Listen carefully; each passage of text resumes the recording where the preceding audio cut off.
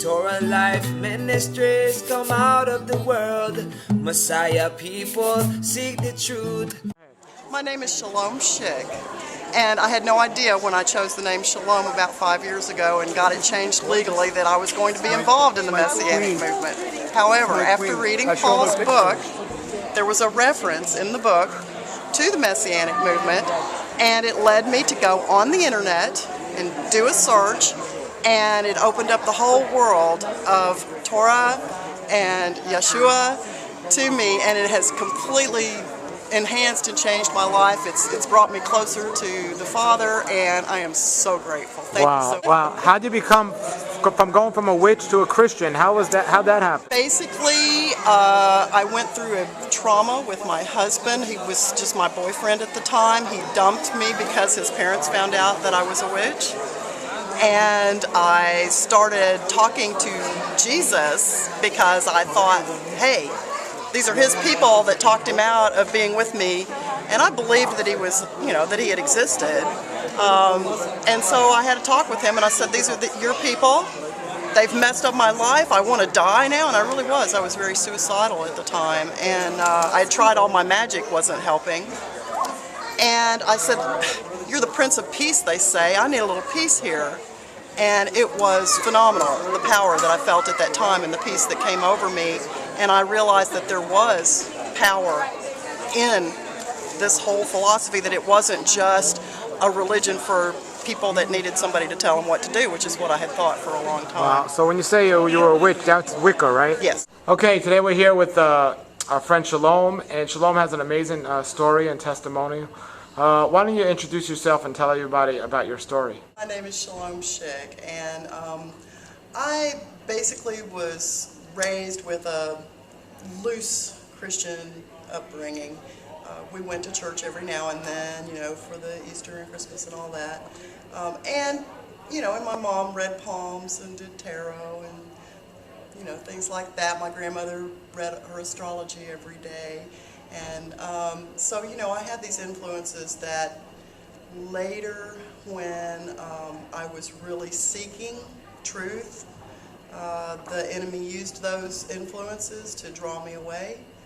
I did have kind of a bad experience as a teenager with a group called Maranatha, and I'm not sure that they're all this way, but that particular instance, I had a salvation experience, was led by a young girl to say the prayer, and went with her to their service the next night to get baptized because I'd never had a full immersion baptism, and I thought that sounded like a great idea.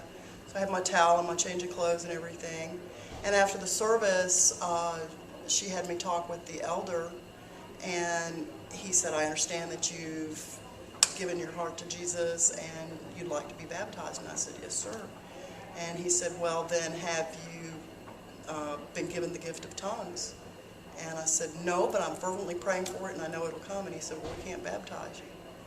And I said, then I'm out of here. And I cursed him and said, I've been reading about witchcraft. It makes a whole lot more sense than this. And I took off. And I said I was never going to set foot in another church, and I didn't for over 20 years. So, and of course he was also very helpful, the enemy, in opening up a door for me to join the first public coven in the country, Ravenwood Church and School of Wicca, that was in Atlanta at the time.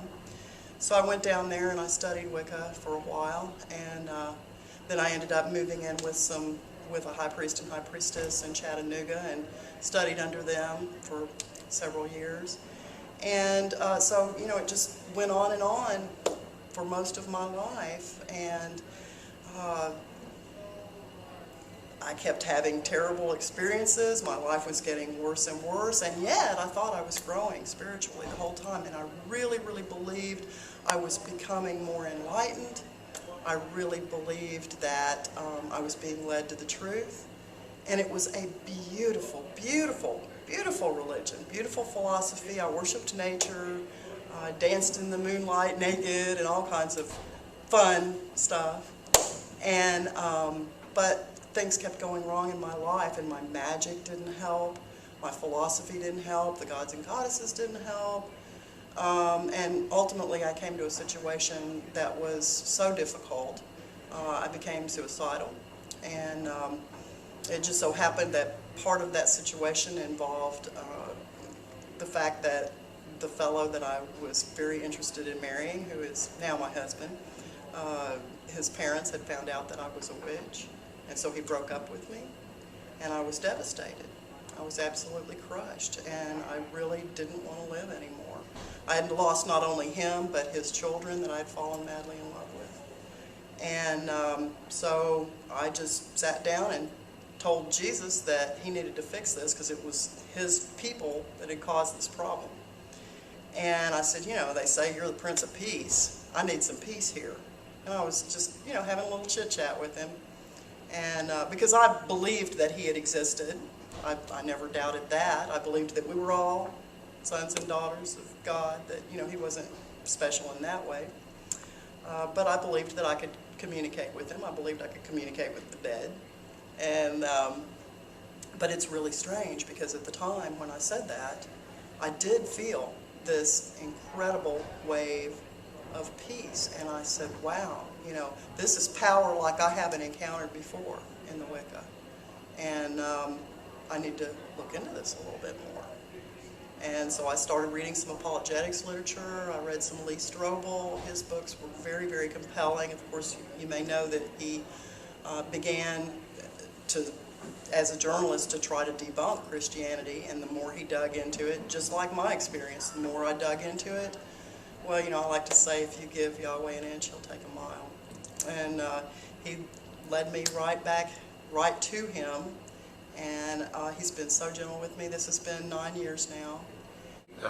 Do you have a website?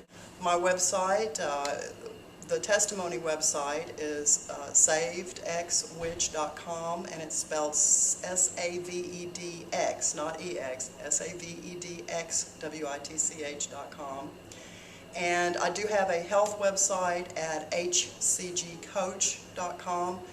The Father has given me a ministry business in this. I do coach people with obesity and overweight problems to use the HCG protocol. And I also coach them with other health issues. All right. On the website at savedxwitch.com, if you look up in the upper left corner, there's a link to a video that the 700 Club did about 3 years ago. And they came down and did a little piece on my testimony. They did quite a good job.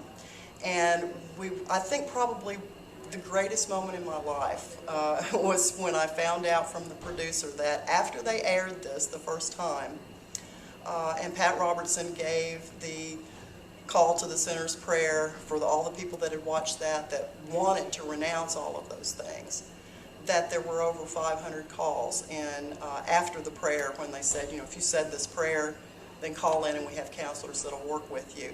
And to know that someday I will get to meet some of those people and who will tell me, hey, we saw your video, that's what got us here with the Father, that's what helped us turn our lives around. I was just so honored, so excited. One of the highest points in my life. So you were a witch for over 20 years. Yes. And got saved. What would your advice be to other people in Wicca and just all other religions who think they're fine and they don't need Yeshua? Well, I've had so many people make comments on that video that I did for 700 Club who have said, I'm in Wicca right now. That's not what it's about. You were never Wiccan. You know, you weren't really practicing Wicca. Well, yeah, I did it for over 20 years. I studied under Sybil Leek. I studied under, you know, some of the great names in Wicca that everybody's heard. Sybil Leek, of course, is the most popular. She was the one that had the witchcraft laws repealed in England years and years ago. But anyway, I mean, the fact of the matter is I did it for over 20 years. These people that are telling me I don't know what I'm talking about, they've been in it for a couple or 3 years, you know, maybe 5 or 6 years. You know, you be in it long enough, you'll start to, even, you know, your spirit starts to tell you, I know I was in denial. Now that I look back, there were all kinds of clues. You know, for example, I said to myself, well, you know, my gods and goddesses, yeah, they used to take human sacrifice, but we're evolved, our gods and goddesses are evolved. Look, your spirit is trying to tell you, you know, this is not a positive good, happy nature worship religion, and that's all there is to it. The people that are higher up in it, just like with the Mormons, just like with the Masons, the upper level echelon, they know what path you're on. They know who you're really worshiping.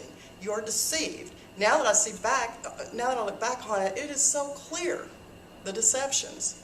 And I'm asking you, I'm begging you, talk to Yahweh. Just give him a shot. Listen, like I said, if you give him an inch, he'll give you a mile. He will give you the information you need. He will turn your spirit to him. He will start to lead you where you need to go. Open his word. I know it can be confusing, and especially when you first open it, but let me tell you, if you'll try praying and asking him to open that word up to you when you sit down and try to read it, that makes all the difference in the world. Pray before you read it. Otherwise, it is going to look like gobbledygook to you. Seek the truth, avoid the evil.